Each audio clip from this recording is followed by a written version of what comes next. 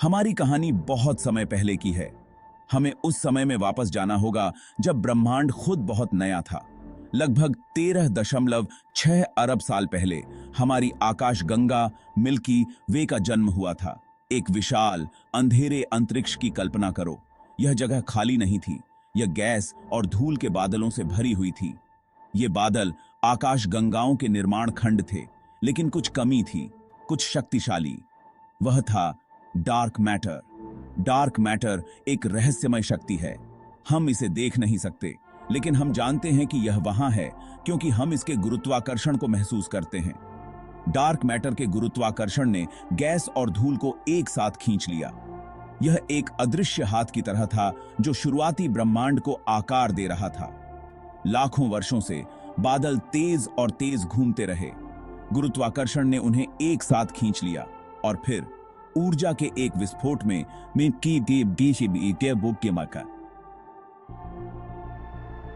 Milky वे का जन्म हुआ। यह वह मिल्की वे नहीं थी जिसे हम आज जानते हैं। यह छोटा और कम व्यवस्थित था, लेकिन यह वास्तव में आश्चर्यजनक चीज की शुरुआत थी। हमारी आकाश गंगा का जन्म एक ऐसी जगह जहां तारे प्रज्वलित होंगे और ग्रह बनेंगे।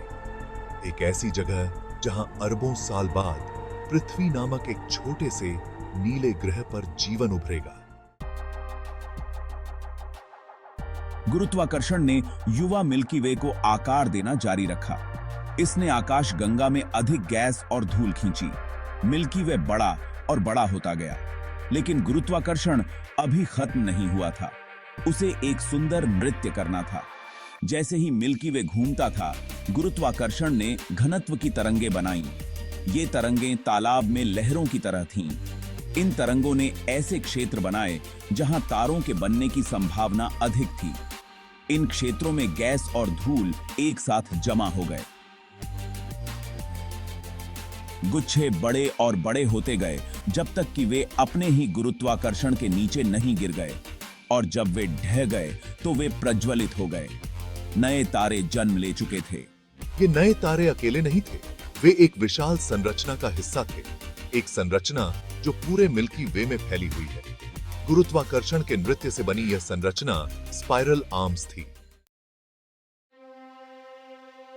स्पाइरल आर्म्स मिल्की वे की बाहों की तरह हैं। वे तीव्र तारा निर्माण के क्षेत्र हैं। स्पाइरल आर्म्स में गैस और धूल लगातार गतिमान हैं। वे टकराते हैं और संकुचित होते हैं, जिससे नए सितारों को प्रज्वलित करने के लिए आदर्श स्थिति बनती है। स्पाइरल आर्म्स को विशाल तारकीय नर्सरी के रूप में सोचें। ये नर्सरी चमकीले युवा सितारों से भरी हुई है। ये तारे गर्म और तेज जलते हैं। वे लाखों वर्षों तक जीवित रहते हैं और फिर सुपरनोवा के रूप में विस्फोटित हो जाते हैं। ये विस्फोट अविश्वसनीय रूप से शक्तिशाली है। वे आकाश गंगा में तारों के कोर में जाली तत्वों को बिखेर देते हैं। ये तत्व ग्रहों के निर्माण खंड हैं और जाहिर है जीवन ही। स्पाइरल आर्म्स के बिना हमारा सौर मंडल शायद कभी अस्तित्व में नहीं होता। ऐसा है। मिल्की वे के बिल्कुल केंद्र में एक सोता हुआ विशालकाय है, एक सुपरमैसिव ब्लैक होल्स। इसे हम सेजिटेरियस ए एस्टेरिस्क एस्टेरिस्क कहते हैं। यह ब्लैक होल एक राक्षस है। इसका द्रव्यमान हमारे सूर्य से लाखों गुना अधिक है, लेकिन चिंता न करें, यह बहुत दूर है, पृथ्वी से लगभग 26,000 प्रकाश वर्ष। ब्लैक होल स्पेस टाइम के क्षेत्र हैं, जहां गुरुत्वाकर्षण इतना मजबूत होता है कि कुछ भी नहीं, यहाँ तक कि प्रकाश भी नहीं बच सकता। वे तब बनते हैं जब विशाल तारे अपने जीवन के अंत में ढह जाते हैं। मिल्की वे के केंद्र में सुपरमैसिव ब्लैक होल आकाश गंगा के विकास का एक उत्पाद है। यह अरबों वर्षों में बड़ा और बड़ा होता गया। इसने गैस, धूल और यहाँ तक कि पूरे तारों को भी निगल लिया जो बहुत करीब आ गए थे। हालांकि हमारी आंखों के लिए अदृश्य है, यह ब्लैक होल एक महत्वपूर्ण भूमिका निभाता है।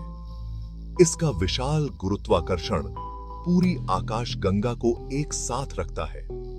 यह एक मूक संरक्षक है जो अंधेरे में छिपा है, अरबों सितारों पर नजर रखता है जो मिल्की वे को घर कहते हैं।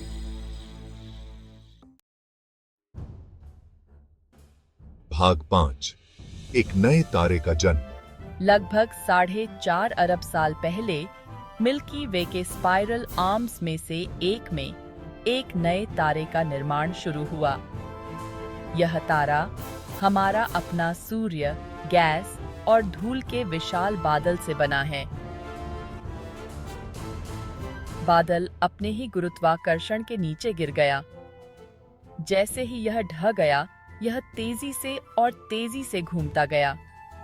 बादल का केंद्र गर्म और सघन होता गया। आखिरकार कोर पर दबाव और तापमान इतना तेज हो गया कि परमाणु संलयन प्रज्वलित हो गया। हमारे सूर्य का जन्म हुआ। बादल में बची हुई गैस और धूल एक डिस्क में छपटी हो गई। इस डिस्क के भीतर धूल के कण आपस में जुड़ते गए, जिससे बड़ी और बड़ी वस्तुएं बनती गईं। लाखों वर्षों में ये गुच्छे ग्रहों, चंद्रमाओं और क्षुद्र ग्रहों में विकसित हुए। हमारा सौर मंडल, जिसमें पृथ्वी उसके भीतर स्थित है, ने मिल्की वे में अपना स्थान ले लिया। भाग 6 मिल्की वे में हमारा स्थान। हमारा सौर मंडल गांगेय केंद्र से लगभग 2/3 दूरी पर स्थित है। हम मिल्की वे के स्पाइरल आर्म्स में से एक ओरियन आर्म के भीतर स्थित हैं। हमारा सौर मंडल लगातार गतिमान है। यह लगभग 5,15,000 मील प्रति घंटे की गति से मिल्की वे के केंद्र की परिक्रमा करता है। इस अविश्वसनीय गति से भी हमारे सौर मंडल को आकाशगंगा के चारों ओर एक परिक्रमा पूरी करने में लगभग 230 मिलियन वर्ष लगते हैं। हम एक विशाल ब्रह्मांडीय नृत्य का हिस्सा हैं। अरबों तारे, गैस के बादल और डार्क मैटर सभी मिल्की वे के दिल में सुपरमैसिव ब्लैक होल के चारों ओर घूम रहे हैं। मिल्की वे हमारा आकाशगंगा घर है। यह आश्चर्य, सुंदरता और अनंत संभावनाओं का स्थान है। भाग 7 गैलेक्टिक कैनिबलिज्म। मिल्की वे कई आकाश गंगाओं की तरह समय के साथ विकसित हुआ है, लेकिन इसकी वृद्धि केवल गैस और धूल एकत्र करने के बारे में नहीं है। यह अन्य आकाश गंगाओं को निगलने के बारे में भी है। इस प्रक्रिया को गैलेक्टिक नरभक्षण कहा जाता है। मिल्की वे का गुरुत्वाकर्षण बल उसके आसपास की कुछ छोटी आकाशगंगाओं की तुलना में बड़ा है। जब इनमें से कोई छोटी आकाशगंगा बहुत करीब आ जाती है, तो मिल्की वे का गुरुत्वाकर्षण उसे बाहर खींच लेता है। तारे छोटी आकाशगंगा से दूर हो जाते हैं, वे मिल्की वे का हिस्सा बन जाते हैं। अरबों वर्षों में मिल्की वे ने कई छोटी आकाश गंगाओं को निगल लिया है। उनके सितारे अब हमारे हैं। यह एक अनुस्मारक है कि अंतरिक्ष की विशालता में भी यह अक्सर सबसे बड़ी मछली होती है जो छोटी मछलियों को खा जाती है। भाग 8 भविष्य की टक्कर। मिल्की वे टकराव के रास्ते पर है, लेकिन चिंता मत करो, ये टक्कर कुछ अरब वर्षों तक नहीं होगी। हमारी आकाशगंगा हमारे सबसे नजदीकी गांगेय पड़ोसी एंड्रोमेडा गैलेक्सी के करीब और करीब जा रही है। एंड्रोमेडा मिल्की वे से भी बड़ा है।